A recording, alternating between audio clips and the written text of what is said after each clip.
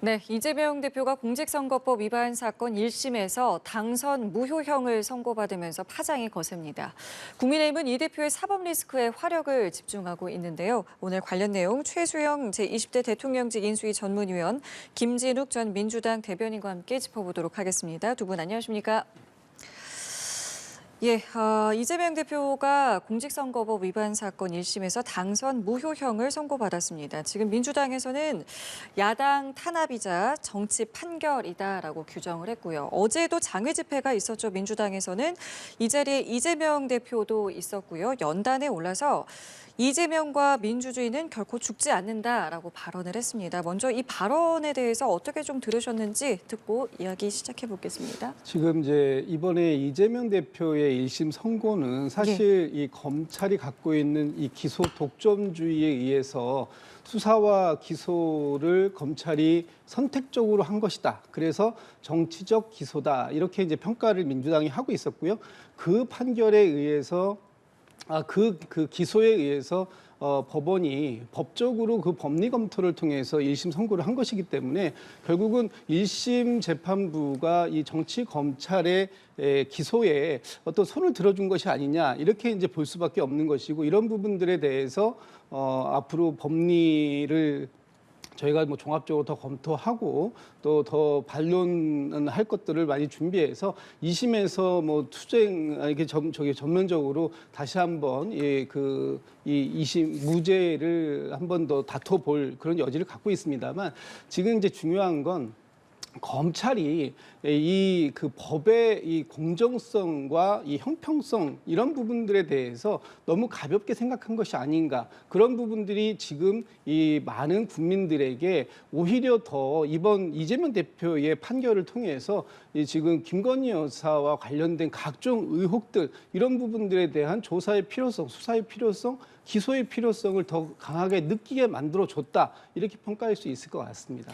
예, 어제 이재명 대표의 발언 어떻게 들으셨는지요? 네, 그러면 100만 원 이하의 선고가 나오면 사법적이고 100만 원 이하의 유죄가 나오면 그게 정치 판결입니까?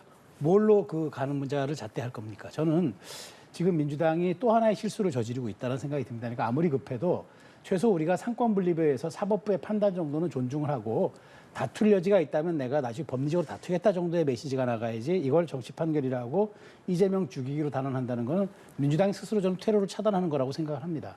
기본적으로 이번 판결을 보면은 사법부가 이렇게 얘기를 했습니다. 그러니까 고 김문기 씨를 모른다고 한 건 인식의 영역, 기억의 영역이니까 그건 무죄로 할 수 있다고 했습니다. 저 굉장히 현명한 판결이라고 봅니다. 근데 그 국감장에 나와서 원래 그 국감장에 안 나오기로 했던 보도가 계속 있다가 갑자기 나온 걸 했어요. 그다음에 판례를 들고 나와서 국토부의 협박 때문에 이걸 해줄 수밖에 없었습니다.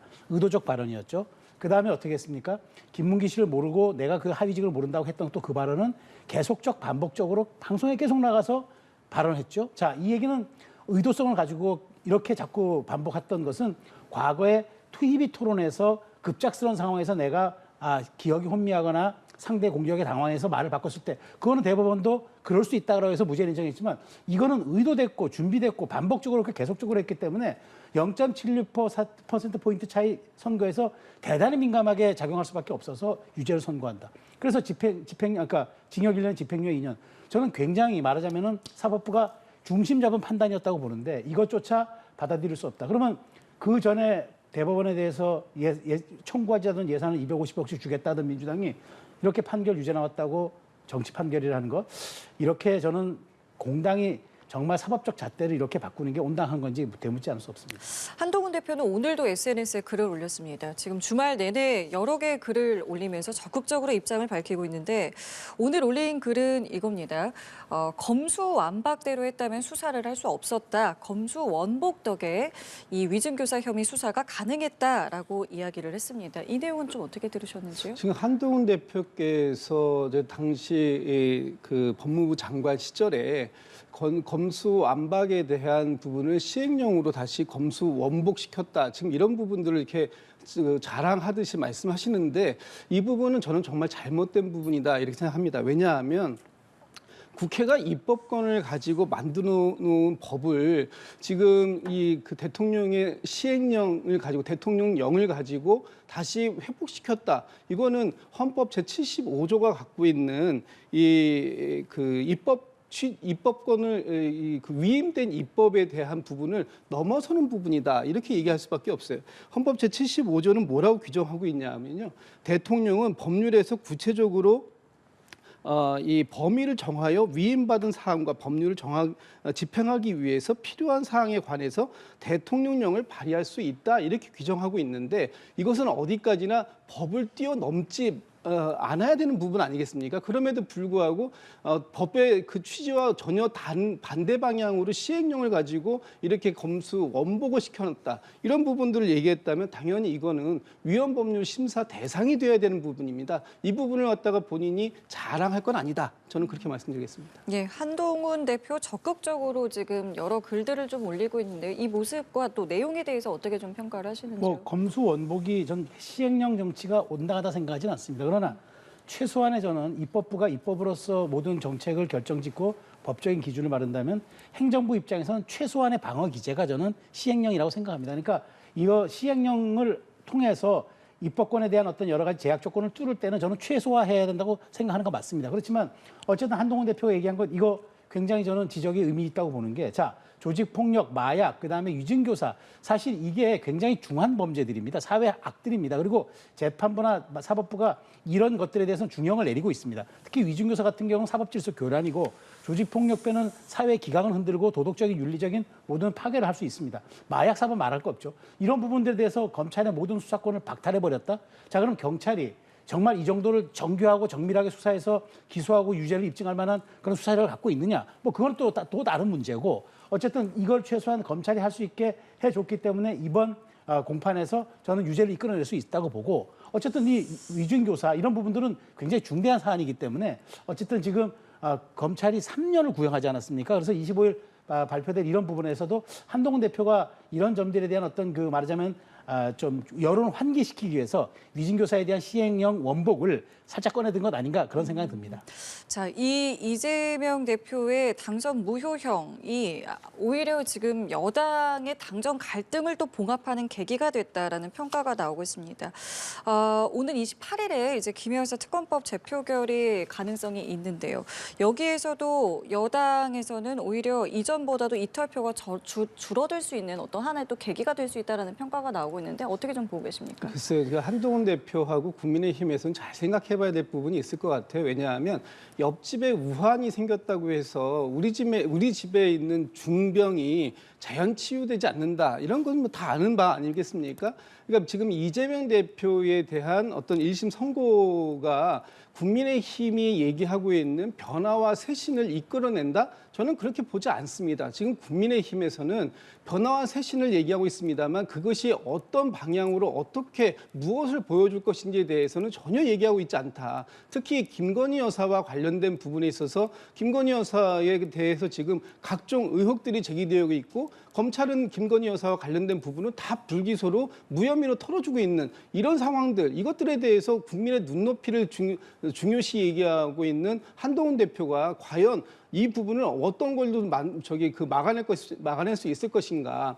특별감찰관을 임명하는 것으로 해서 과연 김건희 여사와 관련된 모든 의혹들이 해소된다고 국민들이 생각하실 것인가 하는 부분에 대해서 여전히 큰 숙제를 갖고 있다고 보고요. 그 부분에 대해서 이번에도 마찬가지 지난 두 번과 마찬가지로 한동훈 대표도 반대하고 또 국민의힘 전체가 이 그 특검법을 반대한다면 재표결에서 뭐 반대표를 던진다면 아마 그 부분에 대한 국민의 심판 이 부분에 대해서는 피할 길이 없을 것이다.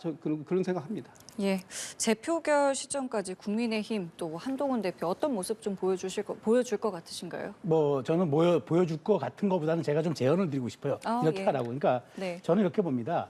상대 평가에 의해서 자꾸 내 문제를 자꾸 좀 극복하려는 것 이거 고쳐야 합니다. 그러니까 상대 평가에 의존하는 건 한정적이어야 합니다. 그래서 저는 어쨌든 이재명 대표의 사법 리스크에 대해서는 사법 정의가 엄정하게 심판한 만큼 정치로 풀어야 할 건도 정치로 풀어야겠죠.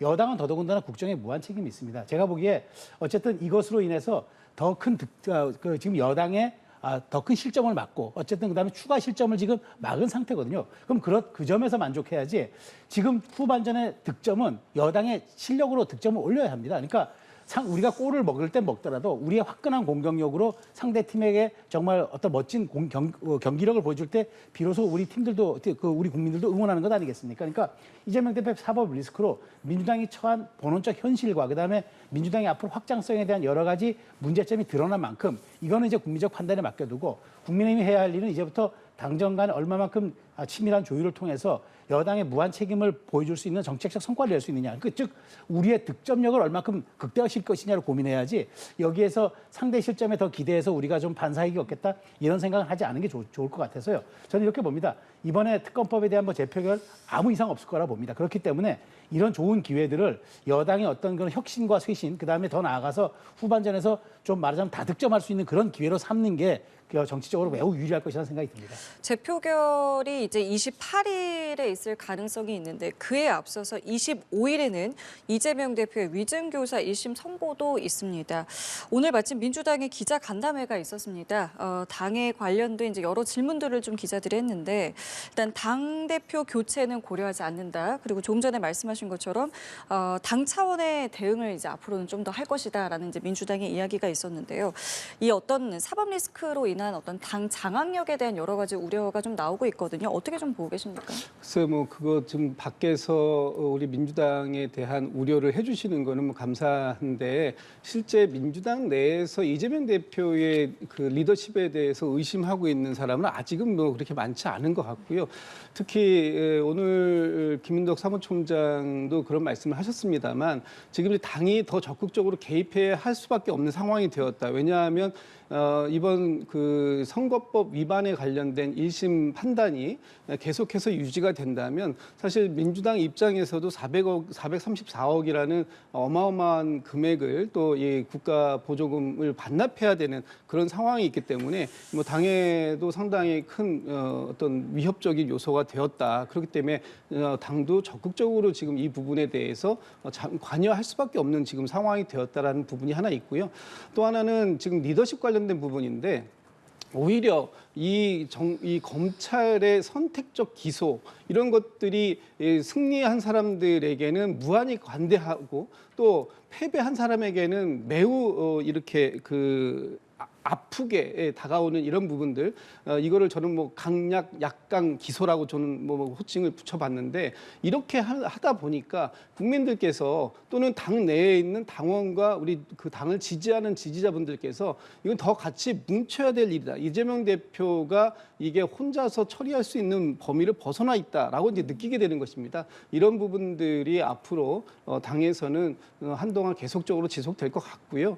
이 상황 속에서 이재명 대표 본인도 흔들림 없이 가겠다라는 것을 뜻을 밝히고 있기 때문에 아마 당의 리더십에 대한 교체 부분이라든지 아니면 당의 리더십이 흔들릴 것에 대한 걱정 이런 부분들은 당분간 안 하셔도 되지 않을까 싶습니다. 예, 어떻게 좀 예측하세요? 저도 당분간은 없을 거라고 봐요. 왜냐하면 이걸 예상했기 때문에 그토록 비명 행사의 목소리가 높았음에도 불구하고 지난 총선 공천을 통해서 당을 이재명 일극 체제로 만들지 않았습니까? 이렇게 완벽하게 체질 변화와 체질 쇄신을 이끌어놨기 때문에 지금 이 정도의 지금 말하자면은 충격으로 바로 이재명 대표 리더십이 무력화되거나 형해화되거나 다시 우리가 새로운 사람을 옹립해야 한다 이런 얘기는 안 나올 겁니다. 그런데 중요한 건 이제 25일 날 이제 위증교사가 또 나오고 그다음에 예. 줄줄이 백현동, 대장동에 이어서 지금 기소되지 않은 이른바 2천만 원 의혹 법화까지도 아마 추가 기소가 될 겁니다. 게다가 이제 또 굉장히 쟁점으로 남아 있는 대북 송금 사건 있죠. 이게 너무 많아요. 그러다 보면 이게 이제 내년 봄까지 1심들이 줄지어 나오다 보면 이래가지고 되겠느냐라는 얘기가 나올 겁니다. 이렇게 해서 하나가 걸려도 나가지 못할 판에 대여섯 개 정말 대추나무에 연걸리듯이 걸려가지고 과연 이게 될 수 있느냐 이런 얘기들이 나올 때 저는 어쩌면 비명계에서는 불감청 고소하는 말이 있지 않습니까? 감히 청하진 못하지만 사실 바라던 바다. 그래서 이걸 기화로 내년 아마 설 전후로는 어떤 식으로든 아마 여러 가지 이런 좀 말하자면 변화를 요구하는 목소리 당내에서 분출할 겁니다만은 아마도 12월까지는 이재명 대표 일극 체제에 대한 얘기들이 워낙 지금 강도 높게 당이 한 기류로 돼 있기 때문에 조심스럽게 차근차근 물밑에서 아마 조금씩 나올 거라고 생각을 합니다. 그럼 이건 어떻게 보세요? 이게 지금 민주당으로 범위를 한정짓지 않고 이제 범야권으로 좀 넓혀서 보면 지금 움직임 가운데 뭐 탄핵 연대를 뭐 발족한다던가 이제 뭐 탄핵이라던가 아니면 뭐 임기 단축과 같은 이제 목소리들도 나오고 있는데 민주당에서는 관련해서 어떤 대응 방식이나 수위를 어떻게 좀 맞춰갈지도 좀 궁금해지거든요. 일단 뭐 당의 공식 입장은 김건희 여사와 관련된 특검을 반드시 이번에 통과시킨다. 그리고 이번 3차 장애 집회 같은 경우에도 지난 1, 2차에 이어서 3차까지 이제 어제 진행했지 않습니까? 예. 그것도 김건희 여사에 관련된 각종 의혹들을 해소하기 위해서 특검을 통해서 해야 된다라는 것이고 그것을 촉구하기 위한 집회였다. 그러니까 이 당력은 김건희 여사 특검법 통과에 집중된다. 이렇게 일단 말씀을 드려야 될 것 같고요. 당내 일부 의원들을 중심으로 해서는 지금 탄핵 연대라는 부분도 이제 결성을 하고 뭐 그와 또 관계없이 또 다른 임기 단축을 포함한 개헌으로 말씀 예. 주시는 분들도 계세요. 네. 그러나 이분들이 당의 공식적인 입장과 당 전체의 의지가 한 곳에 모인 것은 아니고 여러 방면으로 여러 다방면의 의원들이 지금 뜻을 모아가고 있는 중이다 이렇게 보이는데 그중에서 이제 탄핵 연대의 부분에 대해서 잠깐 말씀을 드리면 이 탄핵 연대에 대한 연대의 공동 대표를 박수현 의원이 맡았습니다.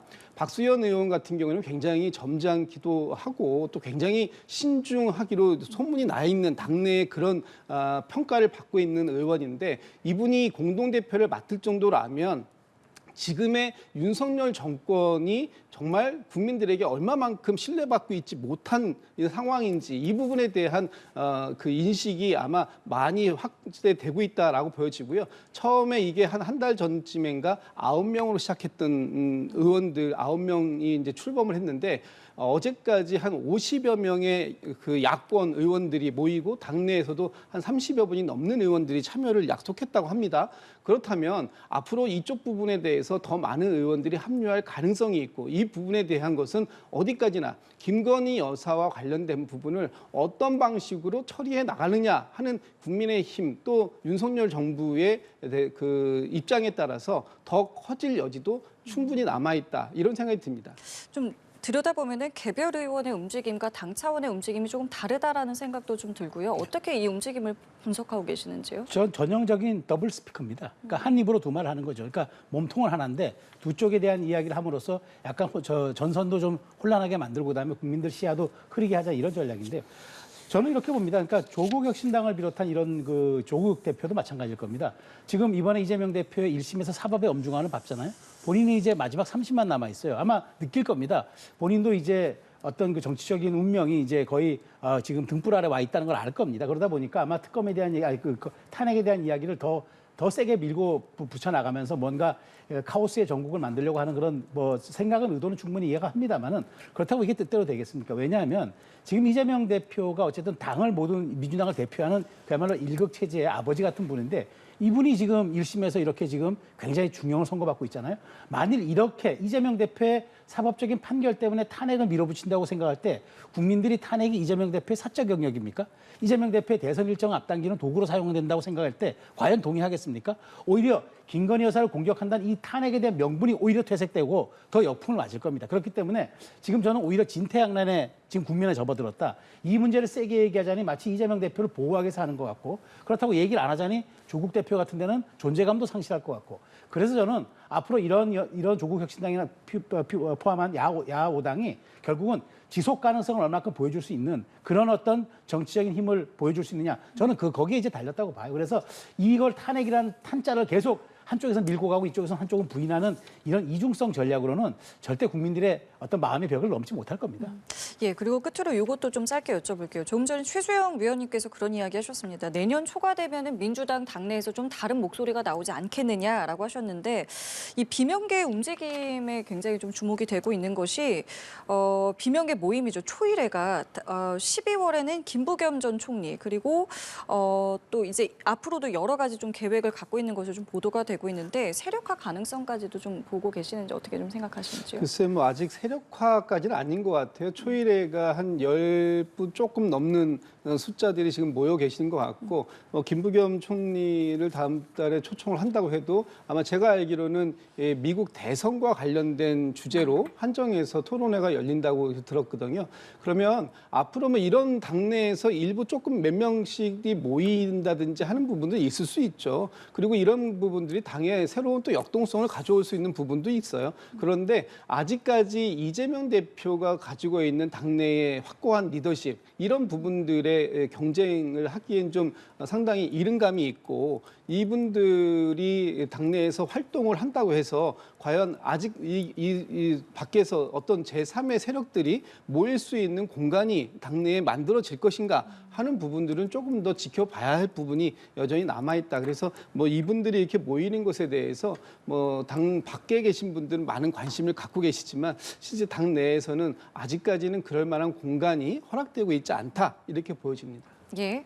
뭐 저도 동의합니다. 아마 초일회가 이렇게 뭐 특강한다고 해서 모인다고 해서 지금 이재명 대표 체제의 균열을 내부적인 동력으로 뚫고 나갈 수는 없을 겁니다. 다만 그러니까 외부적인 요인이 계속 발생하잖아요. 위증교사에 의해서 제가 아까 말씀드린 대로 굉장히 이제 이재명 대표의 발목을 잡을 수 있는 그런 판결들이 계속 줄지어 나올 때 제가 보기에 이런 분들이 아니라 당의 중도에서 얘기 나올 겁니다. 아니 우리도 보험을 들여야 할 것 아니냐. 우리도 중도 확장할 수 있는 사람 미리미리 좀 예비군들을 양성해가지고 나중에 활동에 활을 좀 넣어놔야 될 것 아니냐 얘기들이 나올 때 자연스럽게 이런 초일회에 대한 목소리도 나오겠지만 지금 현실적으로 이재명 일극 체제에서 이분들 몇몇에 대한 어떤 동력으로 뚫고 나가긴 쉽지 않아 보이고 다만 아까 말씀드린 대로 새해가 오고 설이 다가오면서 이재명 대표의 남은 이제 그런 부분들이 이제 좀 더 가시화되거나 시야에 들어올 때 그럴 때 민주당 내부에서의 균열과 약간의 어떤 뭐랄까 그런 움직임들은 받아들일 수밖에 없는 현실로 갈 것이라고 저는 전망합니다. 예, 알겠습니다. 오늘 두 분 말씀은 여기까지 함께하겠습니다. 지금까지 최수영 제20대 대통령직 인수위 전문위원 김진욱 전 민주당 대변인과 함께했습니다. 두 분 감사합니다.